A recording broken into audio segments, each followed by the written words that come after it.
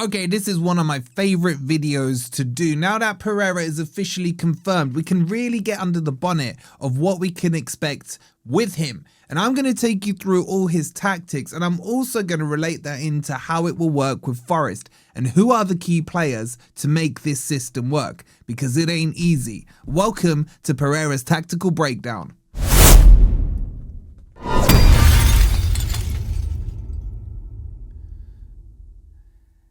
Hi guys, hope you're doing well and welcome to the video where we're gonna get a bit of our geek on, because there is so much to talk about and so much I'll add to be excited about in the system that we're about to see deployed under Pereira, if indeed he does go with his favoured system. So coming up, I'm going to talk you through how it worked at Wolves, I'm going to talk you through what to expect with Forest, and the most important question, can it work with Forest as well? So make sure you've hit the like button, make sure you've hyped and subscribed as well, and let's get into this. So let's start with some basics, and what we'll do, we'll get the old team sheet up and we'll play around with that and tactics and everything. But what do we expect from Pereira? If he goes with his normal formation, he will go for a 3-4-2-1. That's what he spent the majority of his time doing at Wolves. That was his key formation, and it worked very well in that first season. He had an instant impact with them.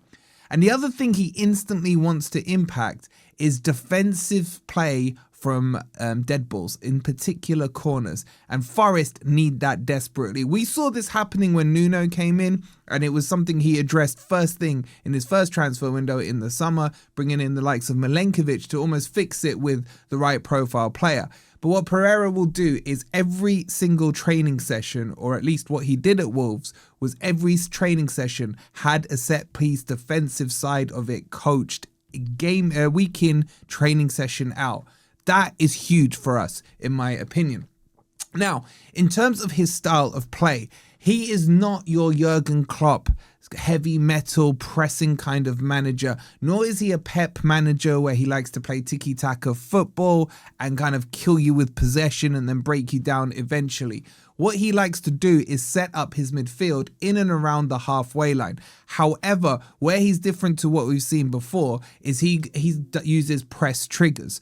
What do I mean by that? He won't just send a team willy-nilly pressing every single player, knackering themselves out. He does it usually based on one or two things. It could be from a bad touch or a bad pass from the opposition players if they're in their own half or approaching the halfway line. That will trigger a press, say, on the right-hand side, box them in and see if you can win the ball in that position. Or if you start to see a team playing too much sideways football, off those passes, he will then instruct his team to press on there. So there's a kind of mid-block pressing. What he likes as well, what we've seen last season, is something similar to what he likes, and that is he likes quick counter-attack. So when that ball is won back, his first instruction is fullbacks, go wide, go forward. Send them forward. He likes to attack with 5 players. It doesn't necessarily matter to him who the other 3 players are, but the key triggers for him is that, let's just assume Ola Aina and Williams, and we'll look at it in a second, as I said. He will say to them, wide, go forward. What his philosophy is be small when you defend and be large when you attack. What does he mean by that? Keep yourselves compact in a tight area when defending, down the middle, and then when you're attacking, stretch the pitch as much as you can. So in essence, his philosophies are very good, and I like a lot of them. And then what does he want most importantly? He wants a centre-back who can play out with the ball. And do we have the person who's absolutely ideal for that? So those are a few kind of headlines in terms of his style, his philosophy, and what he likes to do and what to expect when he first comes in. Again, all these assumptions are based on what he's done at Wolves and what he's done in previous positions. Obviously not at Porto there, he was playing a 4-3-3. So that is another option he can do. And a lot of his work and research is done on what he thinks strengths and weaknesses are of the opposition as well. So what I want to do now, I want to get into the team sheet and kind of start to put the Forest players into this team and see how potentially it would work. Now, I'm not going to necessarily say that this will be the right starting 11 and everything else. This is just for educational purposes, so to speak. Now, this was the team we saw Dyche deploy in his last game against Wolves. You will not be seeing anything like that, that's for sure. So let's kind of almost clear the decks here so we can talk about certain positions in isolation. And I want to start with the back line and the defense and what we can expect to see off that. So let's just clear the board here. Now, I think he will go with a back three. The question is, who in the back three will it be? For sure, it's going to be Milenkovic. But the most important player in this setup is going to be Murillo. Now, what I actually expect to happen is that Milenkovic will play right centre-back. I think Murillo will come in as centre-back, if that's such a position. And I'll explain why in a second. And then I kind of think it will be Cunha. I think he will like Cunha, and Cunha is the type of player that will thrive under Pereira. That's potentially it. If you were going to make it on natural positions and everything like that, obviously Morata would come in for Cunha. I don't know how many of us would be for that. Maybe Rob, but outside of that, I'm not quite sure. Now, why am I saying Murillo in the middle? What Pereira loves is one of his centre-backs to be a ball-playing centre-back, and that is, as I was saying earlier, Murillo. What you will see is Murillo absolutely thriving under Pereira. He will be told, when you get the ball, have a run, have a dribble, see how far you can get. When you get up here, then I want to start seeing your passing skill, your wide balls out to the wingers, or bringing in Anderson or a Sangare or whatever. There's options there that we're going to love to see with Murillo, but we'll come on to more of that in just a second. Now, at fullbacks, or wingbacks, should I say, I think it'll be Nico Williams on the left-hand side and Ola Aina on the right-hand side. They too are going to be hugely important in this system, and we'll get into it in a second. And then the middle two for me will be Anderson and Sangare, let's just say for the sake of this one. And then what he will do in front of that, he will put 2 10s or 2 cams, whichever phrase you guys prefer. This is where I think he's going to have his biggest headache. Morgan Gibbs-White will definitely be one that comes in. I would personally go with McAtee. I think McAtee could have a new lease of life under a new manager here, and that could work. And then up front, obviously right now it would be between Luca and Jesus. For me, there's only one winner there. It will have to be Jesus, because Jesus will suit this setup, and I'll explain why in a second. So potentially we could see against Liverpool a team set up like that. Now, how does this work? He doesn't really play the triangle games. I know most of us have been brought up on triangle patterns and everything like that, the Ajax way, Cruyff, etc. But he prefers box playing. And his philosophies are keep it small when you're defending, keep it big when you're attacking. So let's just talk about a few scenarios here. What I expect to happen is that when Forest are defending, Forest in a Pereira setup will drop into a 5-4-1. And it'll be quite a flat line in there. You'll probably see McAtee coming to this side, just say Gibbs-White, for example, there, and then Jesus putting it in there. But it will be a lot more compact than that. He will allow the opposition, if they are attacking, his philosophy is cool. We'll block out the middle here. Obviously, the shirts are bigger than the players would be on the pitch. But he will allow them the space on the wings to do what they need to do. But like, cool, all right, get your crosses in from the wings. And we got the likes of Milenkovic, Cunha, both over 6 foot. Murillo's getting better in the air. They're going to clear those all day, all night. In the transition, and when Forest win the ball, what you will see is the triggers for Aina to get himself literally up here on the pitch. And the same with Nico Williams. And he likes to attack with a 5. So Jesus will be up there. And then you'll see in the other 2 positions, it can be any of the 4. It could also be Murillo. He'll give license for Murillo to get forward.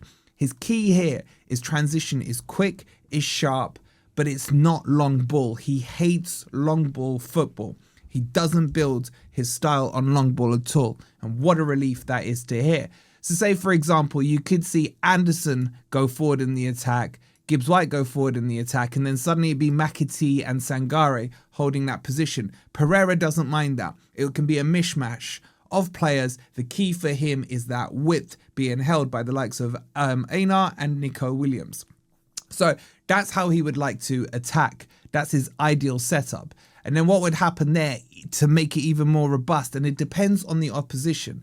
If the opposition is a quote-unquote weaker opposition, you'll see Murillo push into that midfield as well. And then the trust with Cunha and, say, Milenkovic behind that to hold it, and Murillo's pace if a quick counter-attack develops to get back in as well. Now, this does come with its flaws, because when you're attacking with 5, you know, the cons to it are, if, say, someone was to lose the ball, let's just say Einar loses it high up the pitch, and there's a quick turnover, Forest have committed half the team forward. It's going to leave gaps. It's going to leave potential for opposition with pace to attack with pace or get balls in behind the centre-backs while the shape isn't in a defensive one. So there is risks, but I don't mind that. I don't mind having, you have to risk, you know, potentially being counter-attacked to get yourselves forward and get some goal chances and goal opportunities.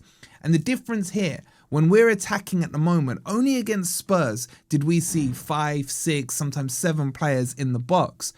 Most times you would see Igor Jesus there, and maybe if we're lucky, Gibbs White, and then Anderson floating around the D, somewhere like that. And that was about it if a real big attack was building up. With Pereira, he wants 5 up there. Doesn't care who they are, they just have to get themselves up there. And I think we have the players to suit this.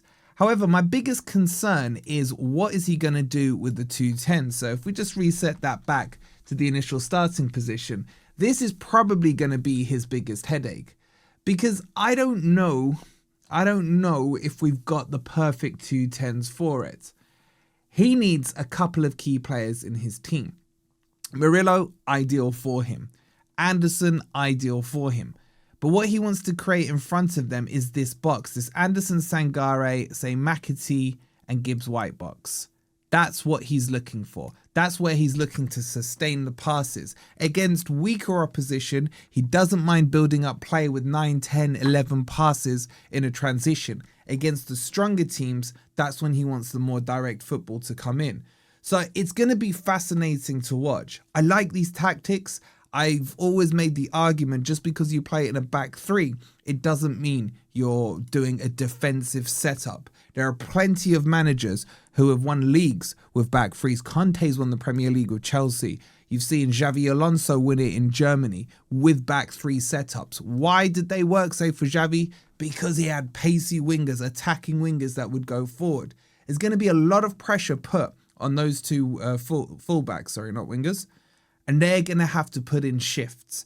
So Einar can't start looking tired after 60 minutes or 50 minutes or 80th minute. They're going to be, the demands from Pereira are going to be up and down, up and down. We're defending, you're in a 5. When we're attacking, you're in the 5 going forward.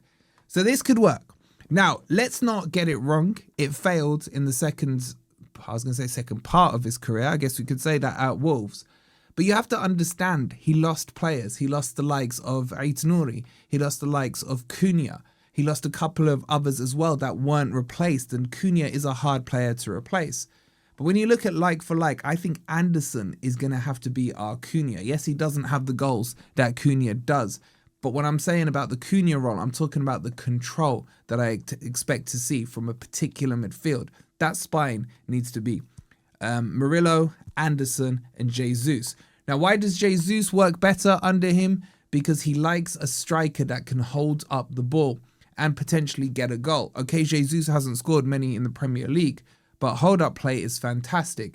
And what Jesus will benefit from in Pereira's system is that he won't be the only player in the opposition's half. He should have 4 other players busting a gut to get there up with him, which is how he worked well when he was over in Brazil. He'd hold the ball up, release it to a winger, or release it into the midfield and make his run in there.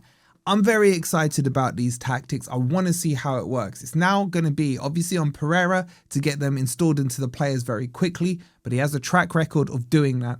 And the corners, safe in, getting those all safe and everything, he will sort that out for us.